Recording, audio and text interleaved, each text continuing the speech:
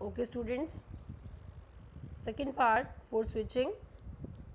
In this diagram, initially first switch के पास जब कोई भी रिक्वेस्ट आती है फॉर ए कनेक्शन, तो यहाँ पर वो इनकमिंग जो जहाँ से भी जिस पोर्ट से भी आ रहा है उसके लिए वी से ही अलॉट कर सकता है। तो वन पोर्ट से इसके पास एक रिक्वेस्ट आई तो उसने वी से ही नंबर दिया 14, लेकिन डेस्टिनेशन के अकॉर्डिंग जो डेस्टिनेशन एड्रेस है उसके अकॉर्डिंग यहाँ पर जो आउट गोइंग पोर्ट है वो तो डिसाइड हो गया कि 3 है, लेकिन वी से ही नंबर अभी अलॉट नहीं होगा, it will be blank. Next 3 से जो पार्ट आगे फॉरवर्ड हुआ स्विच नंबर 2 को, एज इनकमिंग पोर्ट इज़ 1, तो पोर्ट इनकमिंग जो भी यहाँ से इंफॉर्मेशन रहेगी किस पोर्ट से आया उसका वी से ही नंबर ये अलॉट कर सकता है स्विच। आउट गोइंग का ये अलॉट नहीं कर सकता। आउट गोइंग के लिए सिर्फ इसको ये डिसाइड करना है कि ये डेस्टिनेशन एड्रेस है तो ये कौन से पोर्ट पर लाई करता है। सो पोर्ट नंबर 2 से आउट गोइंग के लिए डिसाइड हुआ आगे का रूट कि सी जो है ये रहेगा आपका आउट गोइंग पोर्ट 2, लेकिन वी सी आई ब्लैंक रखा। नेक्स्ट स्विच नंबर 3 के पास जो इनकमिंग पोर्ट है दैट इज़ 2, और वी सी आई नंबर क्योंकि इनकमिंग के लिए लोड कर सकता है दैट इज़ 22, और आउट गोइंग इसने डिसाइड किया अकॉर्डिंग टू द एड्रेस, और ये हो गया 3 पोर्ट से, लेकिन वी सी आई अभी भी ब्लैंक है। इनकमिंग जो भी इन्फॉर्मेशन आई बी डिवाइस ने अपना इसका वी सी आई नंबर दिया 77। सो इनिशियली ये तो अभी हेलो का एक साइड था, जैसे हम हेलो करते हैं इकोइंग करते हैं तो अब रिवर्स साइड रहेगी। एक्नॉलेजमेंट आएगी बी डिवाइस से।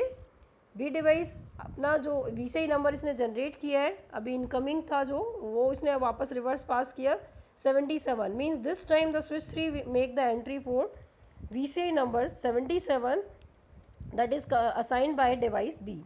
नेक्स्ट जो 22 स्विच 3 ने डिसाइड किया था इसका वी सी आई नंबर, वो पास किया गया अब स्विच नंबर 2 को। नेक्स्ट जो V C I number 66 allot किया था स्विच नंबर 2 ने, वो पास किया गया स्विच नंबर 1 को, और जो वी सी आई नंबर 14 पास किया गया यहाँ पर अलॉट किया गया था वो पास किया गया डिवाइस नंबर ए को।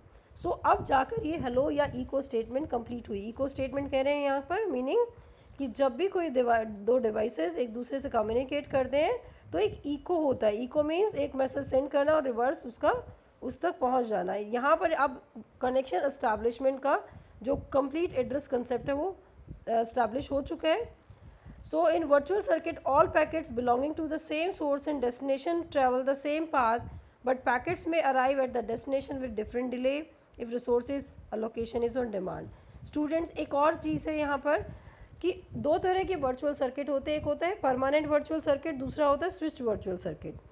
तो परमानेंट वर्चुअल सर्किट में क्या होता है कि अगर ए और बी ऐसी डिवाइसेस हैं कि इनके बीच में हमेशा यही रूट बेस्ट है, तो ये दो जो टेबल्स हैं ये फिक्स हो जाएंगी हमेशा के लिए, ये फिक्स रहेंगी, स्टैटिक रहेंगी। इट मीन्स परमानेंट इनका वर्चुअल सर्किट सेटअप हो गया। Whenever these two devices will communicate with each other, यही वी सी आई नंबर, यही सर्किट नंबर और यही पाथ यूज़ होंगे।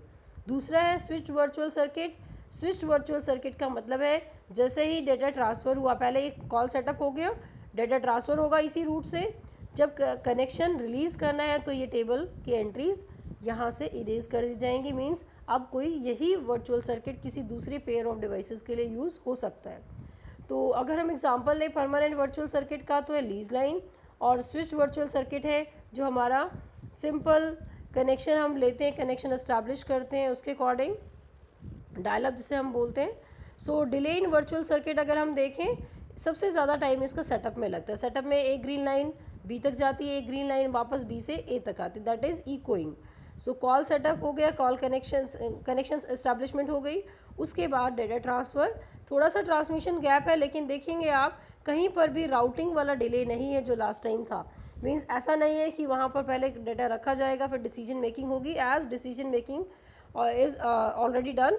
सो नेक्स्ट वन इज़ लास्ट क्या है, बी से ए के लिए tear down concept means connection release. So total जाकर ये डिले आपका कैलकुलेट होता है वर्चुअल सर्किट कंसेप्ट में। So switching at data link layer in a switched वैन is normally implemented by using virtual circuit technique. So wide area network में virtual circuit हम use करते हैं। Next one is structure of switch. कई बार question आ जाता है structure of switch क्या है, आप बताइए, एक्सप्लेन कीजिए सर्किट ऑफ स्विच। तो सर्किट ऑफ स्विच में आप इसको भी ले सकते हैं, क्रॉस बार स्विच भी ले सकते हैं, ये हम कर चुके हैं ऑलरेडी। मल्टी स्टेज स्विच भी हो सकता है, और इसके अलावा जो हमारा नेक्स्ट पार्ट है ये भी एक स्विच का पार्ट है, TSI। Next this is the main diagram for switch. Means एक तरह से स्विच और राउटर में कोई ज़्यादा डिफरेंस नहीं है, because it is implementing here packet switching. So incoming ports, port 1, port 2, एक से ज़्यादा पोर्ट हो सकते हैं, सेम वे आउटगोइंग पोर्ट। और ये है राउटिंग प्रोसेसर। और switching fabric means RAM etcetera, जो भी इसका रहेगा राउटिंग टेबल, वो सब information. So this is also diagram off switch. और जो अगर आपको लगता है कि स्विच का डायग्राम ये याद नहीं है, तो आप सर्किट स्विचिंग का डायग्राम भी बना सकते हैं, वो भी एक स्विच का ही डायग्राम रहेगा।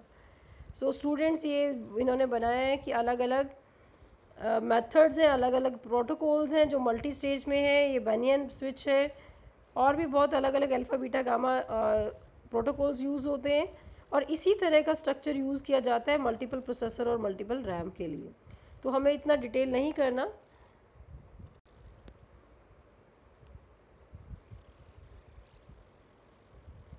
So students, switch virtual circuit and next one is permanent virtual circuit, तो दोनों ही हम डिस्कस कर चुके हैं।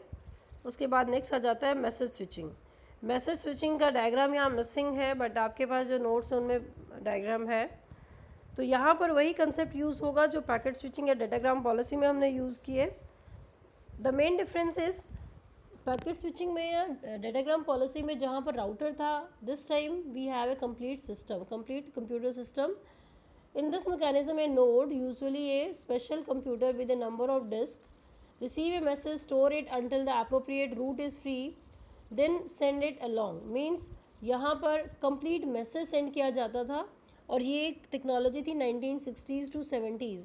Nowadays we are not using message switching because इसके साथ जो intermediate nodes है वो बहुत heavy nodes हो जाती थी। तो अब उसके बाद जो कंसेप्ट आया था, that is message packet switching, वही आज हम यूज़ कर रहे हैं। Message is delivered to the node along one path, then routed along another to its destination.